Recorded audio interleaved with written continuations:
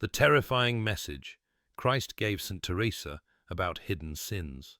Saint Teresa of Avila once admitted that the most frightening revelation she ever received from Christ was not about demonic attacks, not about the torments of hell, and not even about the severity of divine judgment.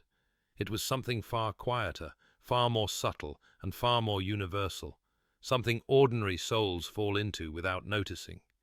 It was the danger of hidden sins. These were not the sins that scandalize, not the sins that shatter reputations, not the sins that drive people to tears at confession. Hidden sins were the ones that disguise themselves as personality, as preference, as just how I am. They were woven into daily routines, tucked into reactions, lodged in habits that felt harmless because no one else saw them. Christ told Teresa that these quiet sins, the ones brushed aside, ignored, softened, or excused, shape the soul far more deeply than the sins we recognize and repent of. Because the sins we acknowledge can be confessed, uprooted, forgiven. But the sins we hide, whether out of pride or blindness, continue working deep within the soul where grace cannot fully penetrate. Teresa said the message came to her like a sudden light, a painful, piercing clarity. She realized that she had spent much of her early religious life worrying about external faults, visible shortcomings, and major temptations, while the interior corners of her soul remained untouched. It was this revelation that marked a turning point in her spiritual life. From that moment, she understood that her deepest battle, and the battle of every soul, would not be against the dramatic sins that grab attention, but against the quiet shadows she carried without noticing. Hidden sins, Christ told her, are the real architects of the soul, and they are far more common than anyone dares to admit. Teresa began to examine what exactly these hidden sins were, and she discovered that they were woven into the smallest fibers of her inner life. They were the sins that grew in silence, like roots under the soil, setting the direction of the soul without ever showing themselves on the surface. She realized that hidden sins are the subtle pride behind a good action, the desire to be admired, to be noticed, to be praised, even while outwardly appearing humble. They are the quiet resentments that linger in the heart long after a conversation ends, the small grudges that feel justified but never fully surrendered to God. They are the sharp judgments that rise instantly in the mind, the thoughts that compare, criticize, or diminish others. They are the coldness we reserve for certain people, the refusal to forgive fully, the silent satisfaction we feel when someone else fails.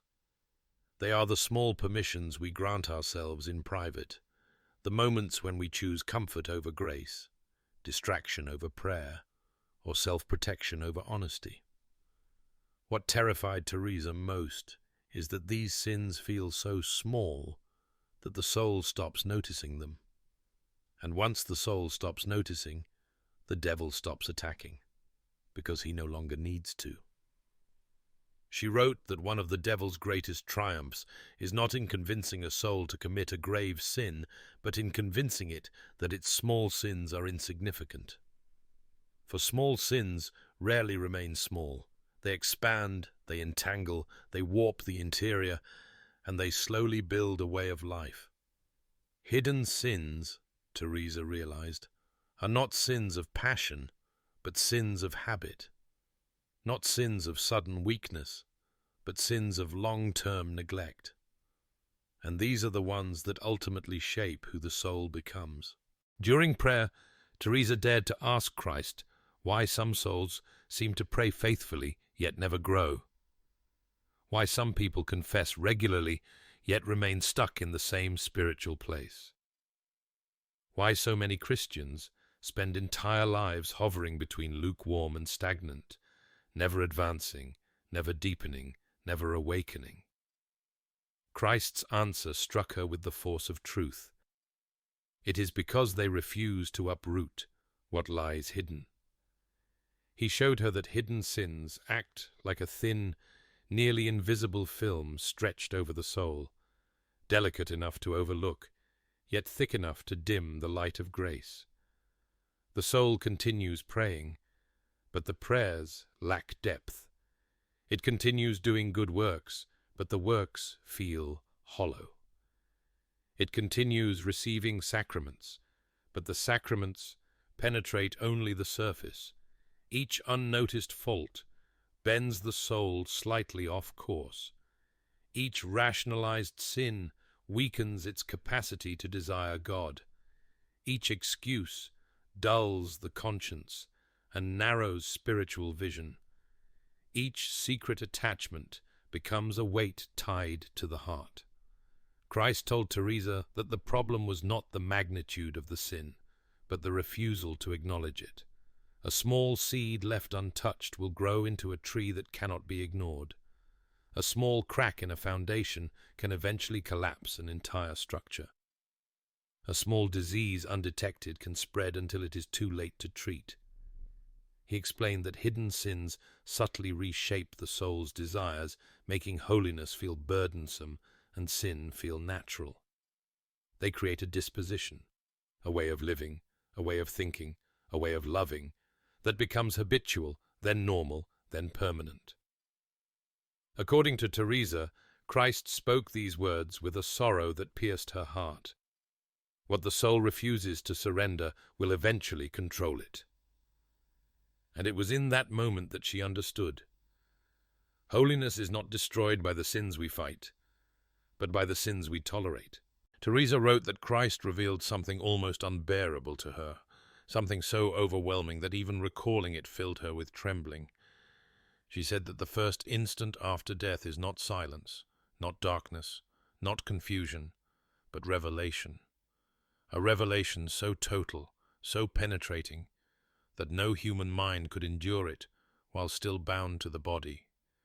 Christ told her that at the very moment the soul leaves the body, it is struck by the full weight of divine truth, a truth so clear, so blinding, that everything hidden becomes visible in a single, terrifying instant. There is no transition, no adjustment, no time to prepare. One heartbeat you are in the world of shadows, and the next you are exposed to a light that penetrates the soul to its deepest foundations.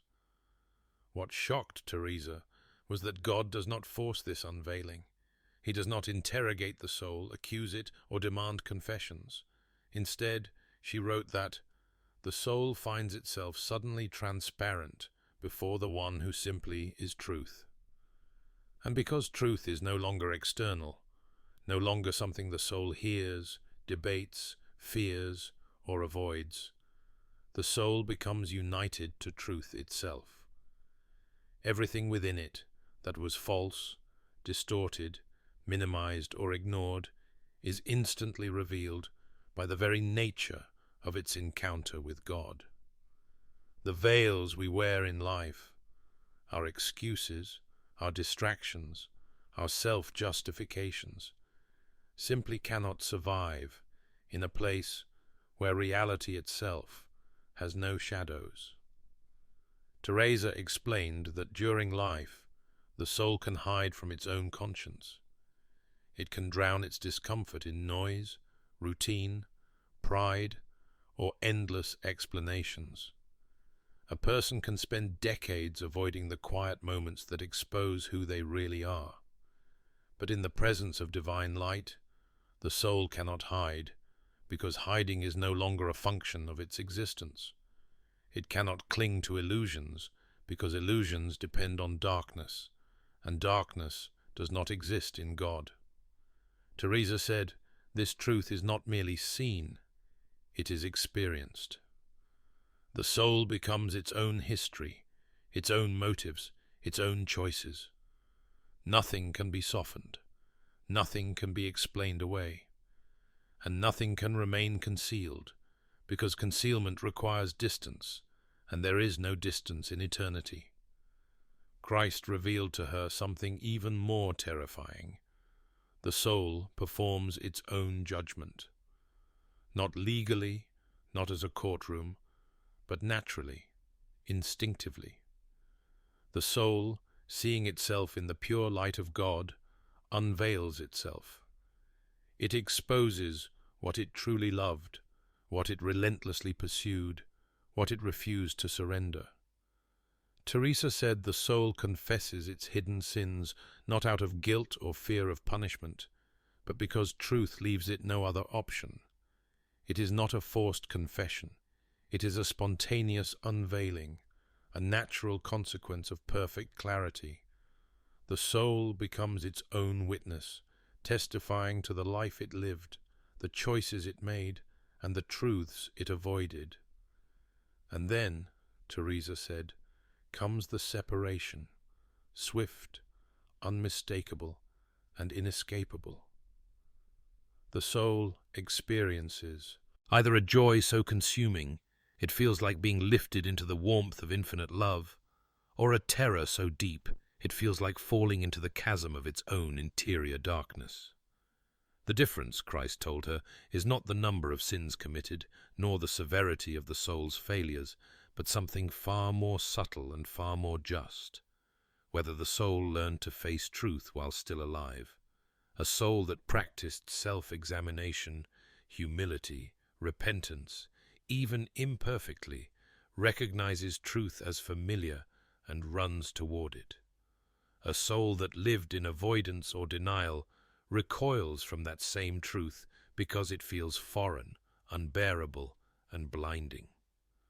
For Teresa, the most haunting part of this revelation was the fate of souls burdened with hidden sins. Those faults never confronted, never confessed, never acknowledged. She wrote that these sins, when illuminated in the first instant after death, become the soul's first great shock. A shock that can either purify or devastate. A shock that brings some souls into a fierce longing for God's mercy, and others into a panic so intense they flee from the light itself. Teresa said that Christ warned her. Some souls never recover from that first unveiling. Not because God rejects them, but because they never learned to bear truth while they were alive. Thus, the first moment after death is not a verdict, it is a revelation. And what the soul discovers in that revelation determines everything that follows. Teresa wrote that among all the visions, ecstasies, and revelations God granted her, one stood apart from the rest in sheer spiritual terror. Not because she saw demons or flames or the torments of hell. Those visions frightened her, but they did not shake her to her core. The vision that truly shattered her was something far quieter, far more intimate. The sight of a human soul collapsing beneath the unbearable weight of its own truth. Christ allowed her, just for a moment, to witness what happens when a soul meets God unprepared. She saw a soul standing before the radiant brilliance of divine light in the very moment after death. There was no courtroom, no divine voice condemning, no angels holding records of sin. There was no external force acting upon the soul at all. Instead, Teresa realized something far more haunting. The soul itself became the judge, the witness, and the accused, all at once. In that single flash of eternity, the soul confronted the one thing it had spent its entire life avoiding, its own interior landscape. Every hidden sin, every suppressed motive, every unspoken resentment rose from within like a flood breaking through a dam. They did not appear as memories or stories or scenes from the past. They appeared as something far more terrible, the actual shape of the soul itself. Teresa said the shape was not something God imposed. It was something the soul had formed gradually and silently through its choices, habits, and refusals, minute by minute, day by day, year by year. The soul saw the graces God had offered, each one like a ray of light it had turned away from. It saw how many opportunities for love had been ignored, not because the person was wicked, but because they were distracted, selfish, or indifferent. It saw how kindness was withheld out of pride, how forgiveness was postponed out of stubbornness, how prayers were rushed or repeated without attention, how duties were half fulfilled, how temptations were excused, how comfort was chosen over conversion again and again. Teresa said the soul saw not just what it had done, but what it had become. It saw how its daily choices had woven a spiritual identity, a self shaped more by fear than faith, more by pride than humility, more by desire than discipline, more by self than by God. It saw the spiritual potential it could have reached, if only it had surrendered. It saw what it could have been, and what it had chosen to remain. There were no words exchanged, no divine hand pointing out faults, no burning fire consuming the soul from outside.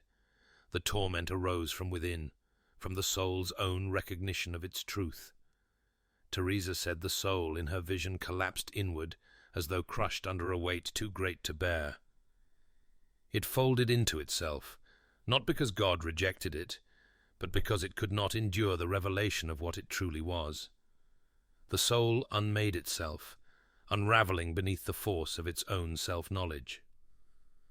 Teresa was so shaken by this vision that she could hardly speak of it. She trembled for days. She said she would willingly accept a lifetime of the most excruciating physical sufferings, illness, pain, humiliation, rather than face a single instant of that spiritual revelation without preparation. For the terror was not in God's anger. It was not in punishment. It was not in any external judgment. The terror was in the soul's truth, a truth that could no longer be hidden, softened, or reimagined, a truth that rose up from the very depths of one's being, a truth the soul itself could no longer escape. Teresa wrote that this vision forever changed the way she viewed sin, mercy, and the urgency of conversion. For she understood that the greatest suffering after death does not come from God's justice, but from the soul finally seeing itself with perfect clarity. Teresa made it clear that Christ did not show her these frightening realities to terrify or to condemn, but to awaken, to purify, to teach her the seriousness of every movement within the soul. He wanted her to understand that spiritual growth is impossible when hidden sins remain unaddressed.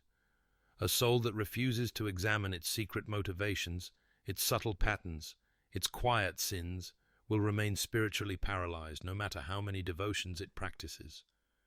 Christ explained that the soul which hides nothing is the soul that grows fastest. Humility accelerates grace. Honesty strengthens virtue. Transparency opens the heart to divine transformation. He told her that a soul that dares to see itself as it truly is becomes a soul. He can raise swiftly to holiness. And Teresa took this teaching so seriously that it became the foundation of her spirituality. From that moment on, she resolved to expose every corner of her heart to God, every fault, every inclination, every fragment of pride, every subtle attachment. She committed herself to radical interior honesty, not to shame herself, but to allow grace full access to her soul. For the greatest danger, Christ warned her, is not sin itself, but the refusal to acknowledge it. Teresa began to understand why so many souls confess frequently yet remain unchanged. The problem is not the sacrament. The problem is the soul's reluctance to be fully honest within it. She wrote that confession only transforms the soul when it is accompanied by sincerity. A sin partially acknowledged is partially healed. A sin excused becomes a sin preserved. A sin minimized becomes a sin strengthened. According to Teresa, one of the saddest tragedies in the spiritual life is when a soul approaches confession as a routine, offering only the sins it already feels comfortable admitting, while the deeper faults remain untouched beneath layers of pride or blindness. She urged her nuns to confess as if each confession were the last they would ever make, because one day that will be true. and she insisted that hidden sins must be brought into the sacrament with the same seriousness as mortal sins, because their danger lies not in their severity, but in their secrecy. Christ's warning was clear. A soul can live near the sacraments, yet drift slowly toward ruin, if it never examines the faults it hides from itself. After receiving these revelations, Teresa radically altered her spiritual practices. She no longer relied solely on general prayers or routine examinations. Instead, she practiced deep, constant interior reflection. Throughout the day, she would pause and ask God to reveal what she herself could not see. She would take note of even the smallest stirrings of pride, impatience, or self-love. She wrote down her faults, not to condemn herself, but to track patterns and uproot them. She confessed even her subtle sins with sorrow and seriousness. She embraced penances designed not to punish, but to humble her, because humility, she believed, was the antidote to hidden sin. Teresa trained her soul to become alert, awake, watchful. She believed holiness begins not with dramatic acts of virtue, but with small victories over interior faults. The transformation of the soul happens first in the unseen places. She taught her nuns that the light of God must reach every corner of the heart, because darkness survives only where the soul refuses to look. As she purified her interior life, she discovered a new freedom. Her prayer deepened, her love expanded, her discernment sharpened, and she realized that the soul becomes luminous, not by avoiding sin entirely, but by refusing to hide from the truth. The message Christ gave Teresa is undoubtedly terrifying. It forces the soul to confront its own self-deception. It strips away illusions and exposes the silent dangers within. But beneath that fear lies extraordinary hope.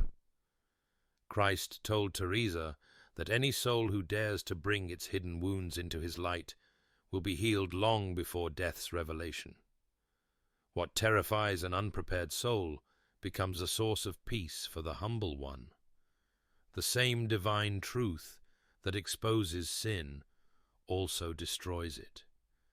The same light that reveals faults also purifies them. Nothing surrendered in this life is held against the soul in the next. Nothing confessed now will rise up in accusation later. Nothing illuminated by mercy needs to be feared when justice comes. This, Teresa understood, was Christ's purpose, not to frighten, but to save, not to condemn, but to prepare, not to overwhelm, but to awaken. He wanted souls to begin their purification now, while his mercy is freely available, so that when death comes, his truth will be a welcome friend rather than a consuming fire. As you listen to Teresa's experience, let her words turn inward toward your own soul. Consider the small things you excuse each day, the quiet resentments you return to, the pride that slips into your motives, the impatience that shapes your reactions, the sins that have become so familiar that you no longer even recognize them as sins. These are the very things Christ wants to heal. But healing begins with honesty. Bring everything into the light, not to be shamed, but to be freed. Ask God for the grace of true self-knowledge. Ask Him to reveal the corners of your heart you avoid looking at. Ask Him for the courage to confess what you have minimized, ignored, or excused. Ask Him for the humility to welcome His correction and the strength to detach from what holds you back, because the day will come when the soul stands in perfect truth, and the only souls who will rejoice in that moment are the ones who learn to face that truth while still on earth. If this message has stirred something within you, do not let it pass. Take a moment of silence. Ask Christ to shine His light upon your hidden sins. Ask Saint Teresa to intercede for you, to guide your soul toward humility, sincerity, and transformation. May Christ reveal what you hide from yourself. May he purify every corner of your heart, and may the truth that awaits you at death begin its healing work even now.